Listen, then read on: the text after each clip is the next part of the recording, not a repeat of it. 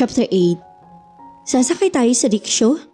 Hindi makapaniwalang bulala si Belle ang makita ang rickshaw na hila-hila ng isang lalaki. Namamanghang sumulyap siya kay Calum matapos pasadahan ng tingin ang rickshaw.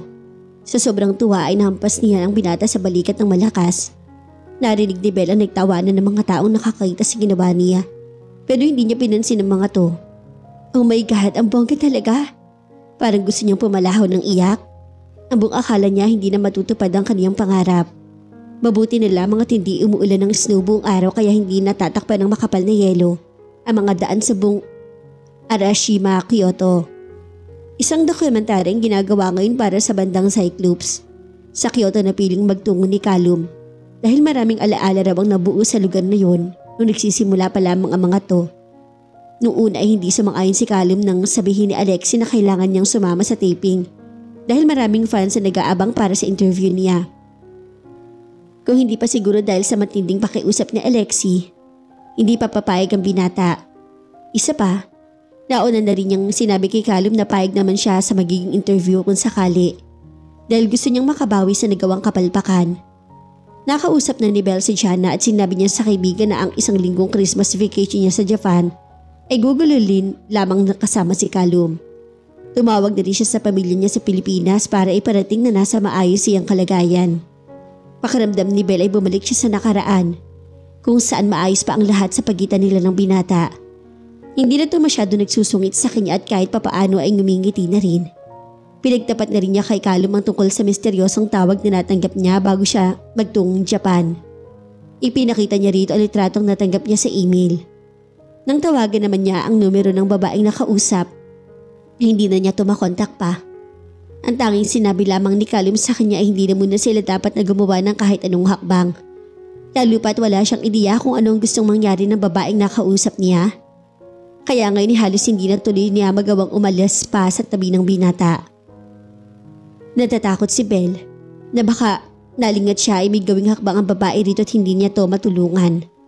Sasakay talaga tayo dyan? Pigil ang hiningang itinuro niya ang rickshaw. Noong nakaraang Pasko, isang movie set ang pinadala sa kanya ni Jana bilang regalo. Lahat ng mga pinadala nito ay mga Japanese movie. Simula noon ay nagkaroon na siya ng interes sa bansang Japan. Kaya nga nang makaipon ng sapat na pera ay nagbakasyon siya ron. Ang rickshaw ay parang Japanese version ng karitela. Ang pagkakaiba lamang ay tao ang mismo humihilas sa rickshaw para umandar yun. Wow! Inilalayan siya ni Calum na umakit sa itaas ng rickshaw. Dahil maliit lamang yun ay hindi maiwasang masagi niya ang braso ng binata. Tinakpan nito ng makapal na kulay pulang tela ang mga binti niya. Niyakap niya ang sarili na biglang lumakas ang hangin. Kaya kahit na may suot siyang makapal na coat, medyo nararamdaman pa rin niya ang malakas na ihip ng hangin. Habang umaandar ang rickshaw ay napapalibutan naman sila ng mga kamera. Ang saya! Nakangiting gumanti siya ng kaway sa mga taong nakakita niya. Pakiramdam niya isa siyang totoong celebrity dahil sa mainit na pagtanggap sa kanya ng mga fans ni Calum. Ang sabi ni Alexi ay hindi problema kung magsasalita siya sa sariling wika sa taping dahil hindi naman daw siya marunong ng Nihongo. Ipapalabas naman daw ang dokumentary na may Japanese subtitle para maintindihan siya ng mga tao. May isang babaeng staff ang patakbong lumapit sa kanila habang may dalang dalawang ice cream na nasa cone. Ibinigay sa kanya ni Calum ang isang ice cream habang hawak naman ito ang isa. Arigato, nakangiting nagpasalamat si Belle sa binata. Ang bawat mga kilo sila ay nakikita sa kamera kaya wala na siyang ibang ginawa kundi ang umiti. Kinain na niya ang ice cream habang ito naman ay tahimik na pinagmamasdan siya. Ang ice cream mo natutunaw na. Tinapik niya ang balikat ni Calum para makuha ang atensyon nito. Mukhang nagulat naman ang binata dahil napasingap ito nang mapansin na tumutulo na pala ang natunaw na ice cream sa kamay nito. Cute! Hindi niya mapigilan ng matawa dahil sa nakitang reaksyon ng binata. Maging ang mga taong nanonood sa kanila ay natawa na rin. Napapalatak siya at kinuha ang panyo sa loob ng bag niya. Pinunasan niya ang gilid ng mga labi at kamay nito. Napansin niya na bumaling parap si Calum sa kamera. At may sinabi to na hindi naman niya naintindihan. Nakita na lamang niya na nagtilian mga babaeng naroroon na anime kinikilig sa sinabi ng lalaki. Nalilitong tumingin siya kay Alexi. Nasa bandang kaliwa lamang niya ang babae at naglalakad habang sumasabay sa mabagal na pag-usad ng rickshaw. May hawak ito mga papel na kanina lamang ibinabasa pa nito. Ngunit nakatulala na ang babae at nakatingin na lamang sa kanilang dalawa ni Callum. Dapat ay translate ng babae sa kanyang sinabi ni Callum para magawa niyang sumagot sa harap ng kamera. Pero nanatili itong walang imik. Nakangiti lang to na animoy nangangarap. Alexi? Nagtatakang tinawag niya ang pansin nito. Natigilan ng babae at nagsalita. Pasensya na, hindi ko lang talaga maiwasang titigan ng matagal ang magandang mukha ng girlfriend ko. Madalas talagang mangyari to tuwing magkasama kami. Litanya nito. Ha? Nakakunot noong nasabi niya. Yun ang sinabi ni Callum. Mahinang tugon ni Alexi. Natigilan si Belle. Otomatiko nakagat niya ang ibabang labi nang maintindihan na ang sinabi ng binata kanina. Shit na walang kasing lagkit. Kulang na lang ay tumambling palabas ng kanyang dibdib ang puso niya dahil sa matinding pagwawala niyon. Babe? Ha? Kumakabog ang dibdib na bumaling si Belle kay Callum. Napalunok siya nang mapansin ang nagniningning ng mga mata nito. Sana totoo na to. Ang mga mata niya ayoko nang umuwi. Oh my God. Hindi na nagawang ikunap ni Belle ang mga mata nang masuyong gagapin ni Callum ang mga kamay niya. Pakiramdam niya yung saglit na nakalimutan niya kung nasaan silang dalawa nang haplusin nito ang kaliwang pisngi niya. Nagsigawan ng mga fans na nanonood sa kanilang dalawa. Parang drum na tinatambol ang malakas ang dibdib niya. Pakiramdam niya hindi na siya nakahinga ng maayos nang magtama ang mga mata nila. Kagaya ng ice cream kanina ay unti-unti na rin marahil siyang natutunaw. Papayag ka ba kung itatakas kita? Malamias ang tinig na tanong nito sa kanya. Oo, kahit saan. Sa isip-isip niya. Kahit marahil ang mga kamera may natutuwa sa nangyayari. Narinig niyang nagsalita si Callum sa salitang ni Hongko. Binitawan naman ng lalaki ang rickshaw at natatawang tumango. Teka, anong nangyayari, Callum? Nalilitong sumulyap siya rito. Tumayo na to at bumaba. Iglap lang ay ang binata na ang humuhuli sa rickshaw habang ang lalaking kausap nito kanina ay umaalalay lamang sa likuran ng sasakyan. Halos malaglag ang mga panga ni Belle ang magsimula na ulit silang umusad. Kaya mo ba? Baka mapagod ka. Nag-aalalang tumungo si Belle para marinig ang binata. Kung pwede lang siguro siyang tubalon para patigilin to ay ginawa na niya. Nagsalita si Callum sa harap ng kamera at mabilis naman na i-translate ni Alexi para maintindihan niya. Siya ang reyna ko kaya dapat lang na ako ang magdala ng rickshaw para sa kanya. Natutup ni Belle ang mga labi. Nagsisikip ang dibdib na tumitig siya sa malapad na likod ni Callum. Parang asarap tuloy sumandal sa mainit na likod ng binata at bumanghalit ng iyak hanggang sa mawala ang lahat ng naipong pangungulila at sakit sa loob ng dibdib niya sa loob ng 2 taon na hindi niya nakita ang binata. Kahit palabas lamang ang lahat, gusto pa rin niyang umiyak sa sobrang katuwaan nang sabihin ni Callum na siya ang reyna nito. Tama, siya nga ang reyna nito dahil ito naman ang hari niya. Nakahanda siyang gawin ang lahat para dito sapagkat sa loob ng 2 taong lumipas, isa lamang ang natuklasin niya. Ang pagmamahal niya para dito ang siya pa rin ang naghahari sa kanyang puso.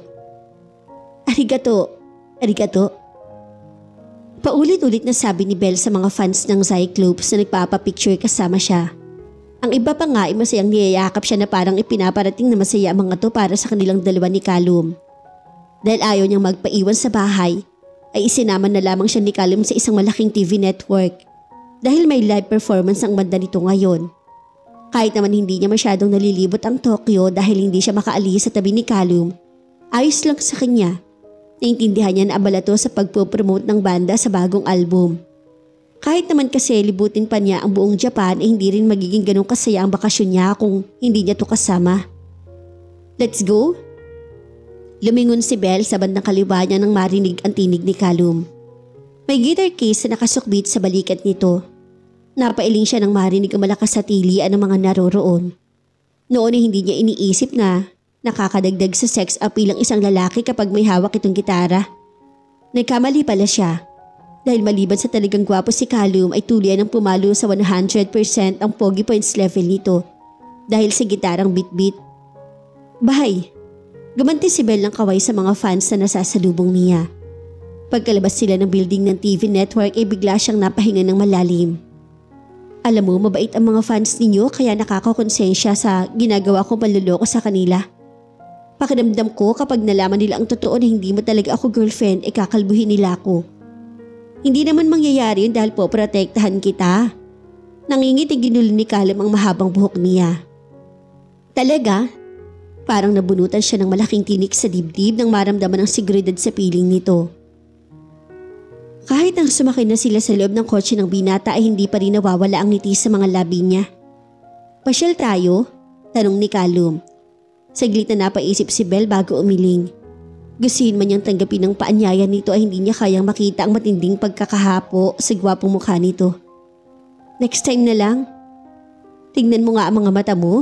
Buong pag-alalang dumukwang siya at hinaplos ng mga daliri ang kilid ng mga mata nito. Nakakaawa ka naman, ilang oras na nga lang ang tulog mo sa isang araw na nakawin ko pa ba? Saglit na natigilan si Callum bago ngumiti. Okay lang kung ang isang magandang kagaya mo ang magnanakaw ng oras ko. Masuyong ginagap ng binata ang kamay niya at dinala yon sa ibabaw ng mga labi nito. Sumir ko marahil lang ilang ulit ang puso ni Belle nang kintalan nito ng munting halik ang likod ng palad niya. Huminga siya ng malalim at pilit na binawi ang kamay nito. Pero hindi na nito binitawan yun. Napailing na lamang siya at nagsalita. Mag-drive ka na nga, umuwi na lang tayo sa bahay mo at matulog ka na ng maaga para makapagpahinga ka ng maayos. Masyado masipag si Callum kaya kahit madaling araw ay gumigising to para lang magsulat ng kanta. Tumango naman ang binata at binuhay na ang makina ng sasakyan habang hindi pa rin binibitawan ng kamay niya. Hinayaan na lamang niya to dahil batid niyang aalba ang puso niya oras sa bitawan ng binata ang kanyang kamay. Pagka-uwi agad na naligo si Belle. Ang plano sana niya ay mamaya pa lumabas ng silid dahil nadat na nila kanina si Callum na nagluluto ng hapunan. Ang kasambahin nito nang umuwi sila. Nakarinig siya ng 3 malalakas na katok kaya agad na binuksan niya ang pinto. Yes? Nagtatakang tanong niya kay Callum nang pagbuksan niya ng pinto. Bahagya siyang gumilid para makapasok to sa loob ng silid niya. Dumiretso naman ang binata sa kama at naupo sa isang gilid. Nakaligo na rin to at nakapagpalit na ng plain white t-shirt at pajama. Mukhang sinunod nga nito ang utos niya na matulog ng maaga ngayon. Matagal pa naman siguro matatapos sa pagluluto si Akihira-san. Gusto ko sanang umidli pero hindi naman ako makatulog agad. Nakalabing reklamo ni Callum. Natawa siya nang makita ang reaksyon nito. Nagmisulat ng paslit na nagpapakit sa kanya. Nahiga ang binata sa kama at pinagpaga ng bakanteng espasyo sa tabi nito. Come! Naglakad naman si Belle palapit kay Callum. Nahiga siya sa tabi nito at tumagilid to ng higa at pinagbastan siya. Callum, pwedeng wag mo akong tingnan ng ganyan. Namumula ang mga pisingin nag-iwas siya ng tingin dito. Why? Basta. Tugon niya at napahinga ng malalim. Nagulat na lamang siya nang hulihin nito ang isang kamay niya at dinala yun sa tungki ng ilong nito at sinamoy ng ilang beses. I'm recharged, sabi nito at huminga ng malalim. Nakakapanlambot ng buong kalamnan ang ginagawa nito sa kanya. Sa bawat himaymay ni Belle ay nararamdaman niya ang malakas na boltahe ng kuryente. Para maibsan ng matinding pagbawala ng puso niya, pilit na nag-iisip siya ng bagay na maaring makapagparelax sa kanya. Gusto mo ba na magkwento ako para makaidlip ka? Tanong niya. Talaga? Namimilog ang mga matang tanong nito. Mabilis na tumango naman siya. Sumila yung masayang ngiti sa mga labi niya at nagsimulang ikwento ang isa sa mga pinakamasayang pangyayari sa buhay niya. Unang araw ng pasukan, kaya wala pang kakilala si Belle sa mga kaklase niya. Ang sabi ng mama niya pwede raw siya makipaglaro dahil mabait na magiging mga classmate niya. Bago magsimula ang klase, nakapila na ang mga estudyante sa labas ng classroom. Naroon din ang mga magulang ng mga bata para umalalay. Ang mama niya ay napapansin niya na kanina pa hindi mapakali. Dapat kasi ay ang daddy niya maghahatid sa kanya ngayon pero hindi nito natapos ang sasakyang inaayos kahapon. Kaya hindi na nakaalis ang talyer. Ang mami nun niya ang naghatid sa kanya sa school at iniwan na lamang ang kuya Kiel niya sa isang tiyahin. Maaga namang umalis ang kanyang lola para magsimba nang malaman na may lagnat ang panganay na apo nito. Naku anak, kumusta na kaya ang kuya mo? Hindi ako mapalagay dahil bago tayo umalis nilalagnat na siya. Mami, okay lang ba si kuya? Sana anak. Matigas naman kasi ang ulo ng kuya mo. Sinabi ko na sa kanya na huwag siyang magpapaulan dahil mahina ang kanyang baga. O sige na anak, malapit ka nang tawagin ng teacher mo. Basta behave ka ha, nandito lang ako sa labas. Opo. Pangatlo na siya sa pila nang marinig na tinawag ng isa pang teacher ang mami niya. Mrs. Castillo, tumawag po sa office ang asawa ninyo. Inaupoy raw po ng lagdat ang isang anak ninyo na nasa ospital na sila ngayon. Ha? Gimbal na sabi ng kanyang ina. Tumingin ito sa kanya at namumula ang gilad ng mga mata na nagsalita. Anak, pasensya ka na ha. First day mo ngayon sa klase pero hindi ka masasamahan ni Mommy. Promise na tawagan ko agad ang lola mo at papupuntahin agad dito. Pero alis na muna si Mommy ha. Kailangan ako ng kuya mo sa ospital. Ipapasundo kita sa lola, okay? Mommy. Humikbi si Belle at wala nang nagawa ng iwan na siya ni Turon. Dinaluhan naman siya ng teacher niya at pilit na pinatahan. Buong durasyon marahil ng pagtuturo ng teacher nila ay wala siyang ginawa kundi ang umiyak. Nainggit siya sa mga kaklase na nasa labas ng mga mami at nagbabantay sa mga to. Pagsapit ng recess ay muli na naman siyang pumalaho ng iyak. Wala pa rin kasi ang lola niya at ang teacher niya ang nagbukas ng lunchbox para sa kanya. Huwag ka nang umiyak. Isang maputi at cute na batang lalaki ang tumabi sa kanya. Namumula mga pisngi nito na parang kulay ng mansanas. Ngumititas sa kanya at ginulo ang ibabaw ng buhok niya. Ang mami ko kasi, humihikbing sabi niya. Alam ko kasi narinig ko kanina nakausap ng isang teacher ang mami mo. Sabi naman niya, diba, susunduin ka mamaya ng lola mo? Baka hindi na nila ako kunin dito. Baka hindi na nila ako love kasi pinabayaan nila ako rito. Masama ang loob na kinusot-kusot pa niya ang mga mata. Natawa ang batang lalaki at nagsalita. Love ka nila kaya ka nga nila pinapasok sa school eh. Bakit nila ako iniwan dito? Paano kung may bad na batang umaway sa akin? Nandito naman ako. Huwag kang umiyak. Hinawakan nito isang kamay niya at mahigpit na hinawakan yun. Kapag may umaway sa'yo ako ang haharap sa kanya. Alam mo ang sabi ng daddy ko? Dapat ang mga babae hindi umiiyak kasi mga prinsesa sila. Ikaw prinsesa ka kaya dapat hindi ka umiyak. Sabi ng daddy ko kapag umiyak ang isang prinsesa, nawawala ang magic niya at magiging pangit siya. Gusto mo ba na pumangit ka? Mabilis na umiling naman si Belle. Smile ka na. Ngumiti ang batang lalaki. Natawa na rin siya nang mapansin na naniningkit ang mga mata nito dahil sa pagtawa. Ayan, naka-smile ka na. Babalik na ang lola mo pero habang wala pa siya, ako na muna ang kasama mo. Ako ang protector mo kasi prinsesa ka. Para mawala ang takot mo, kailangan mo kumain ng ice cream. Dahil sabi ng daddy ko, yun daw ang kinakain ng mga prinsesa para maging happy sila. Talaga? Unti-unti ay kumakalma na ang pakiramdam ni Belle habang hawak pa rin ito ang kamay niya. Oo naman. Inabot ito sa kanya ang ice cream na nasa cup. Tuloy ang gumaan ang pakiramdam niya. Nakangiting hinubad niya ang suot na kwintas at iniligay sa kamay ng bata. Thank you. Masaya nagpasalamat siya. At iyon ang naging dahilan kung bakit tuwing nalulungkot ako o wala ako sa mood ay kumakain ako ng ice cream.